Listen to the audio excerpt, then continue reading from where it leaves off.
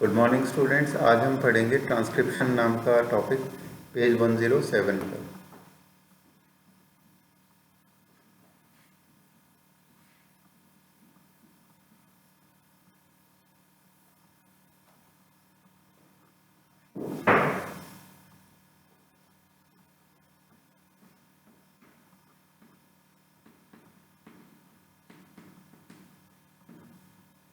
Transcription क्या होता है? ट्रांसक्रिप्शन का मतलब है डीएनए में जो इन्फॉर्मेशन स्टोर्ड है उसको एमआरएनए यानी कि जिसको हम ट्रांसक्रिप्ट कहते हैं। मैसेंजर आरएनए को दूसरा नाम ट्रांसक्रिप्ट भी है। जो एक तरह का मैसेज होता है न्यूक्लियस का साइटोप्लाज्म में मौजूद प्रोटीन सिंथेसिस मशीनरी यानी राइबोसोम के लिए कि इस तरह का प्रोटीन सिंथेसाइज करो। ठीक है, तो वो एक तरह का कोडेड फॉर्म है। डीएनए को कोड कर दिया गया एमआरएनए के रूप में, जिसको ट्रांसक्रिप्ट कहते हैं। उसके बनने के प्रोसेस को ट्रांसक्रिप्शन कहा जाता है। यानी कि एक प्रोसेस कैसा है? ट्रांसक्रिप्शन वर्ड का शाब्दिक अर्थ होता है कोडिंग। और कोडिंग कैसे की जा रही है? डीएनए के मॉलिक्यूल से एमआरएनए के मॉलिक्यूल के रूप में, ताकि वो प्रोटीन सिंथेसिस मशीनरी यानी कि राइबोसोम के पास जाए और उसकी क्या करा ले? डिकोडिंग यानी कि ट्रांसलेशन, और वहाँ प्रोटीन बन जाए। अब देखो क्या लिखा है इन्होंने। इसकी डेफिनेशन के बाद ये लिखा है कि कॉम्प्लीमेंटेरिटी यहाँ भी गवर्न करती है। यानी कि अगर ये डीएनए का स्ट्रैंड है जिसके सीक्वेंस है A T C C G A T, suppose करो ये सीक्वेंस है और इस डीएनए स्ट्रैंड के कॉम्प्लीमेंट्री एमआरएनए बनना है, तो इसके कॉम्प्लीमेंट्री जो एमआरएनए बनेगा वो कैसा होगा? ए के सामने टी नहीं आएगा क्योंकि आरएनए में टी नहीं होता, इसमें होता है यू। ए के सामने आएगा यू यानी यूरेसिल, टी के सामने ए, सी के सामने जी, सी के सामने जी, जी के सामने सी, ए के सामने यू, ए के सामने यू और टी के सामने ए। तो इस तरह से एमआरएनए बनेगा। ठीक है, तो ये इस तरह से एमआरएनए ट्रांसक्रिप्शन इस तरह से होता है। इसके बाद unlike in the process of replication which one set in total DNA of organism gets duplicated. In transcription, only a segment of DNA and only one of the strand is copied into RNA. ये बात बहुत important है कि DNA replication में और transcription में फ़र्क ये है कि एक बार अगर डीएनए की कॉपी बनना शुरू होती है तो पूरे डीएनए की एक कॉपी बन के ही खत्म होता है जितना डीएनए उस न्यूक्लियस में था।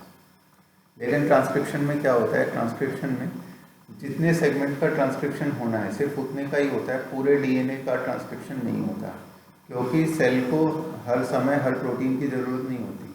तो जिस प्रोटीन की और जितनी जितनी ज़रूरत होती है उतने उतने जीन्स का ट्रांसक्रिप्शन हो जाता है और फिर आगे उनका ट्रांसलेशन हो जाता है। सबका नहीं होता, क्योंकि फिर इस तरह से तो सेल में फालतू भीड़ बढ़ेगी एमआरएनए की या प्रोटीन्स की। तो जितने प्रोटीन चाहिए उतने ही जीन्स क्या होते हैं? फिर ट्रांसक्राइब होते हैं। इसके बाद this necessitate defining the boundaries that would demarcate the region and strand of DNA would be transcribed. तो वही इन्होंने यहाँ बताया कि पूरा नहीं, सिर्फ एक सर्टेन रीजन ही ट्रांसक्राइब होती है। एक और बात इन्होंने लिखी कि दोनों स्ट्रैंड नहीं होते। जैसे सपोज करो कि इसके सामने जो स्ट्रैंड होगा डबल स्ट्रैंडेड के केस में यहाँ होगा T A G G C T T और ए, ये दूसरा स्ट्रैंड है। अब इसके कॉम्प्लीमेंट्री जो बनेगा, सपोज करो इसको टेम्पलेट अगर मान लें तो यहाँ जो बनेगा वो होगा ए यू सी सी जी ए और यू। ठीक है, अब तुम क्या देख रहे हो इसमें कि ये वाला जो एमआरएनए है और ये वाला जो एमआरएनए है इन दोनों की सीक्वेंस अलग है। इसकी ए यू सी सी जी, इसकी है यू ए जी जी सी, अलग है। तो इसका मतलब ये जैसे ये दोनों स्ट्रैंड एक दूसरे के कॉम्प्लीमेंट्री होते हैं। कॉम्प्लीमेंट्री मतलब इनके बेस एक दूसरे के साथ हाइड्रोजन बॉन्ड्स बना सकते हैं, लेकिन ये एग्जैक्टली सेम नहीं होती है, डिफरेंट होते हैं। तो उसी तरह से इनके कॉम्प्लीमेंट्री जो एमआरएनए बनेंगे वो भी अलग होंगे। हम ऐसा कह सकते हैं कि इन जीन्स के कोडिंग की वजह से जो एमिनो एसिड बनेंगे वो भी अलग बनेंगे, है ना, क्योंकि एमआरएनए भी अलग होंगे तो एमिनो एसिड भी अलग बनेंगे। इसीलिए जिस प्रोटीन की ज़रूरत होती है वो सीक्वेंस जिस स्ट्रैंड पर हो वही वाला स्ट्रैंड ट्रांसक्राइब और ट्रांसलेट होगा। आवश्यकता अनुसार ही स्ट्रैंड ट्रांसक्राइब होते हैं, ठीक है। ऐसा नहीं होता कि दोनों स्ट्रैंड एक साथ हो जाते हैं। तो पहला रीज़न तो ये हुआ, ये क्वेश्चन इन्होंने लिखा है, why both the strands are not copied during transcription has the simple answer. तो वही आंसर मैं तुम लोगों को बता रहा हूँ, दोनों स्ट्रैंड एक दूसरे के कॉम्प्लीमेंट्री होते हैं, सेम नहीं होते।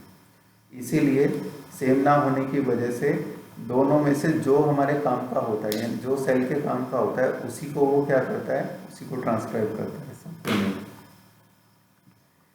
इसके बाद नेक्स्ट है,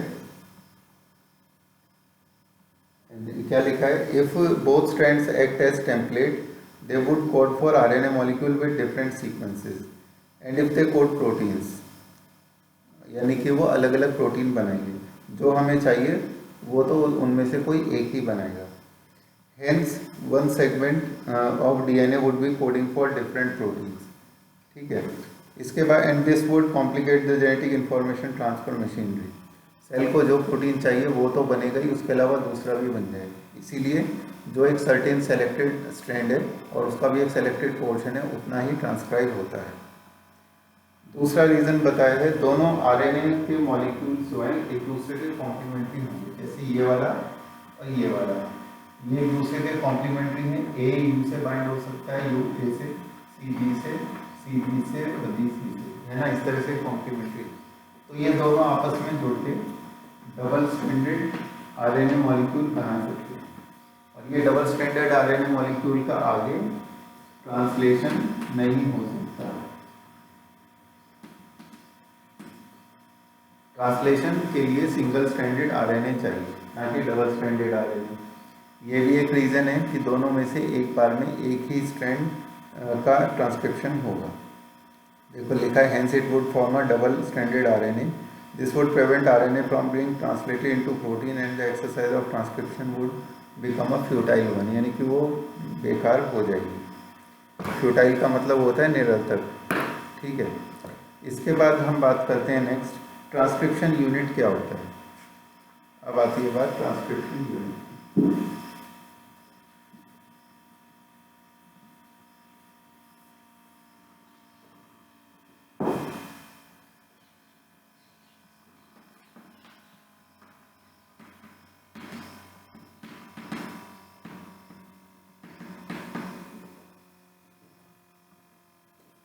ट्रांसक्रिप्शन यूनिट क्या होती है?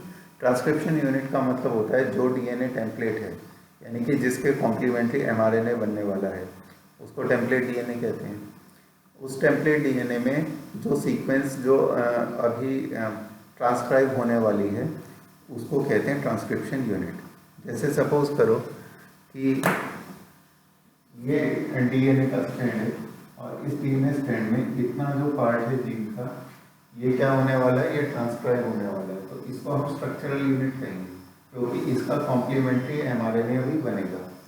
इसके अलावा तो स्ट्रक्चरल जीन क्या हो गया, स्ट्रक्चरल जीन का मतलब है कि जिसके कॉम्प्लीमेंट्री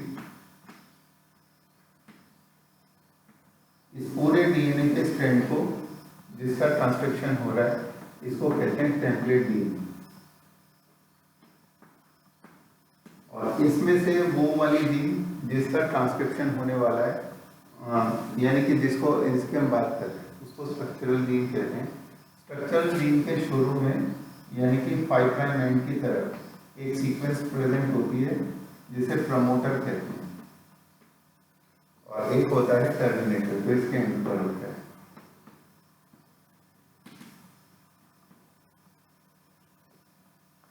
यानी कि प्रमोटर शुरू में और टर्मिनेटर एंड में, इन तीनों को मिलाकर कहा जाता है ट्रांसक्रिप्शन यूनिट। अब देखो ट्रांसक्रिप्शन यूनिट किस तरह से दिखाई गई है, फिगर 6.9 देखो।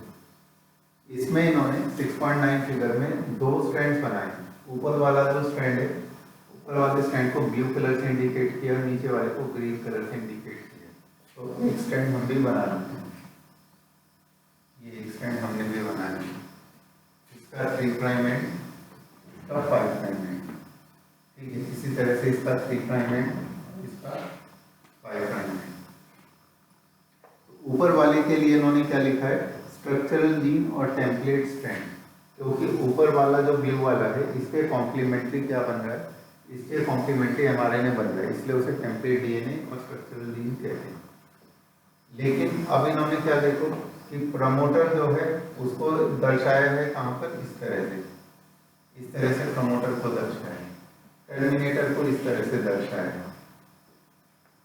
ठीक है, हम ये कहते हैं कि प्रमोटर किस साइड होता है, 5 प्राइम एंड होता है। तो सपोज करो ये स्ट्रक्चरल जीन है और ये प्रमोटर सीक्वेंस है, तो इसके 5 प्राइम एंड में तब बात हो रही है प्रमोटर की। अगर हम तो प्रमोटर 5 प्राइम एंड पे किधर है, अब जैसे ये वाला स्ट्रैंड देखो, नीचे वाला, ऊपर वाले को तो हमने क्या नाम दिया कि टेम्पलेट डीएनए या स्ट्रक्चरल यूनिट है, नीचे वाले को क्या नाम दिया, कोडिंग स्ट्रैंड। स्ट्रक्चरल जीन के 5 प्राइम एंड वाले यानी कि पहले साइड वाले पोर्शन जो प्रेजेंट होता है उसको प्रमोटर कहते हैं। ये डेफिनेशन मैंने अभी बताई थी। लेकिन तुम कहोगे कि सर इधर तो 5 प्राइम नहीं, इधर तो 3 प्राइम है, तो इस केस में हम जो पोलैरिटी यूज करते हैं वो होती है कोडिंग स्ट्रैंड। ठीक है, इसके लेफ्ट साइड में प्रमोटर होता है ना, लेफ्ट साइड में 5 प्राइम एंड। अब लेफ्ट साइड में 5 प्राइम एंड तो कोडिंग पर है, ये बात मैं कहना चाह रहा हूँ। ऐसे ही स्ट्रक्चरल जीन के राइट साइड में टर्मिनेटर सीक्वेंस होती है, टर्मिनेटर सीक्वेंस 3 प्राइम एंड पर यानी डाउन स्ट्रीम, लेकिन 3 प्राइम एंड राइट साइड में कहाँ है, यहाँ पर। तो इस केस में हम जो पोलैरिटी ले रहे हैं वो है किसकी, कोडिंग स्ट्रैंड की। अब तो ये structural gene, coding strand, terminator और प्रमोटर, इनके कंसेप्ट थे। अब इसमें जो एंजाइम रोल प्ले करता है उस एंजाइम का नाम है आरएनए पॉलीमरेज। अब क्योंकि आरएनए बनेगा, पहले डीएनए से डीएनए बन रहा था तो उस एंजाइम का नाम डीएनए डिपेंडेंट डीएनए पॉलीमरेज था, है ना। डीएनए को देखकर डीएनए बनाने वाला डीएनए पॉलीमरेज, डीएनए को देखकर आरएनए बनाने वाला DNA dependent RNA polymerase.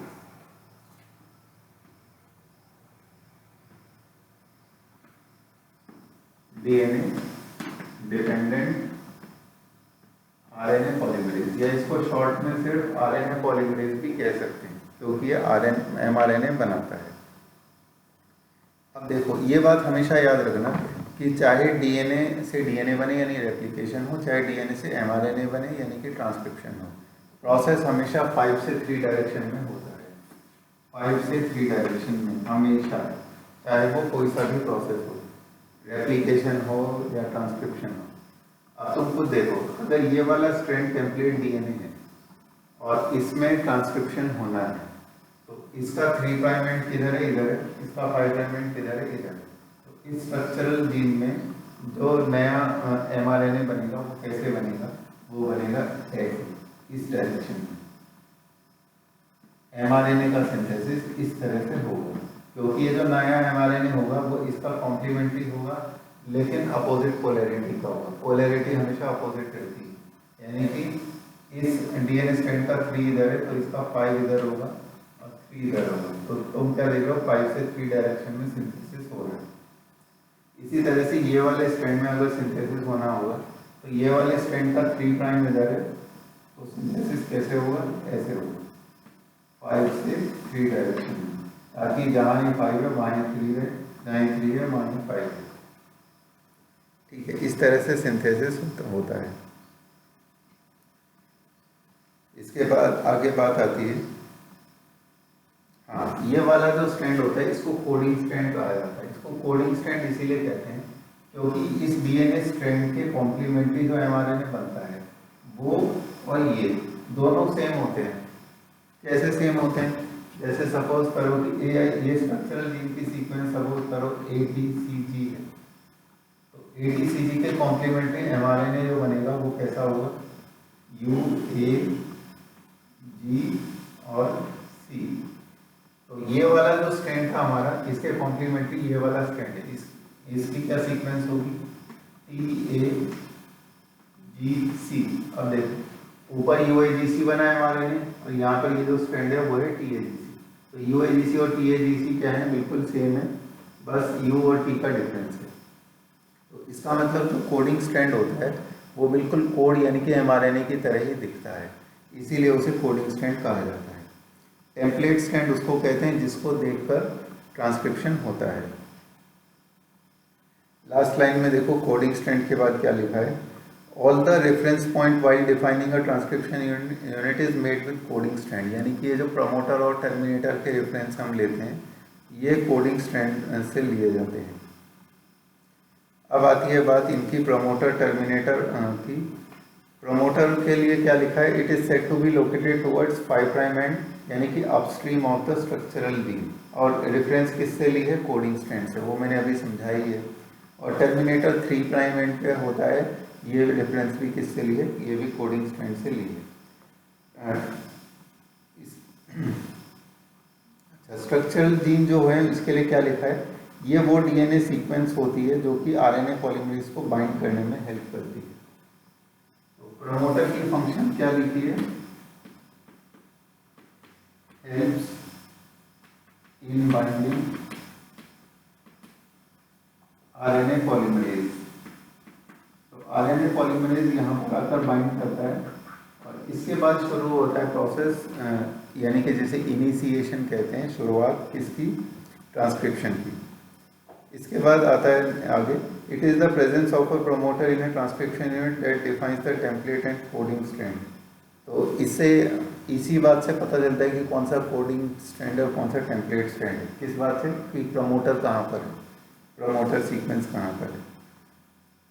Bye switching its position with terminator the definition of coding and template strand would be reversed. The terminator is located towards 3' end of the coding strand and usually defines the end of the process of transcription। यानी कि terminator sequence जैसे ही आती है, जैसे suppose करो कि promoter sequence पर RNA polymerase आकर जुड़ा और जुड़ने के बाद उसने क्या शुरू कर दिया, स्ट्रक्चरल जीन से एमआरएनए बनाना शुरू कर दिया। फिर जैसे ही ये टर्मिनेटर सीक्वेंस आई, वो आरएनए पॉलीमरेज यहाँ से टूट के अलग हो गया, यानी कि प्रोसेस क्या हो गया, टर्मिनेट। तो आरएनए पॉलीमरेज का यहाँ पर जुड़ना इनिशिएशन कहलाता है, इसके कॉम्प्लीमेंट्री ये एमआरएनए बनाना इलॉन्गेशन कहलाता है। फिर यहाँ से टर्मिनेटर पोजीशन पे उसका टूट के अलग हो जाना, वो क्या कहलाता है, वो टर्मिनेशन कहलाता है। तो ये 3 स्टेप हैं। इसके बाद sequences that may be present further upstream और downstream to the promoter, additional regulatory sequences may be present. Some of the properties of these sequences will be discussed in gene regulation. तो यहाँ जैसे promoter है, ऐसे ही एक होता है sequence operator. तो ये ऑपरेटर और प्रमोटर की क्या फंक्शन होती है किसी जीन के एक्सप्रेशन यानी कि ट्रांसक्रिप्शन में, ये हम पढ़ेंगे लैक ऑफ ऑपरेटॉन के समय। अभी हम इतना समझ सकते हैं कि एक स्ट्रक्चरल जीन होती है टेम्पलेट डीएनए में, और जिसका फंक्शन होता है उसके कॉम्प्लीमेंट्री एमआरएनए बनाना। उसके अपस्ट्रीम में यानी कि 5' एंड में मौजूद होता है प्रमोटर, डाउनस्ट्रीम में होता है टर्मिनेटर। ये रेफरेंस ली गई है कोडिंग स्ट्रैंड से, ठीक है। प्रमोटर पर आरएनए पॉलीमरेज बाइंड करता है, प्रोसेस इनिशिएट होता है, स्ट्रक्चरल जीन पर कॉम्प्लीमेंट्री एमआरएनए बनता है, टर्मिनेटर साइड पर वो टर्मिनेट हो जाता है, यानी कि आरएनए पॉलीमरेज वहाँ से टूट के अलग हो जाएगा। और जैसे ही आरएनए पॉलीमरेज वहाँ से अलग हो, ये एमआरएनए जो यहाँ बन रहा था ये भी यहाँ से अलग हो जाएगा, और कहाँ जाएगा, फिर बाहर जाएगा न्यूक्लियस से निकल के राइबोसोम के पास कि भाई इसका ट्रांसलेशन कर दो, ठीक है। नेक्स्ट टाइम हम पढ़ेंगे transcription unit and the gene.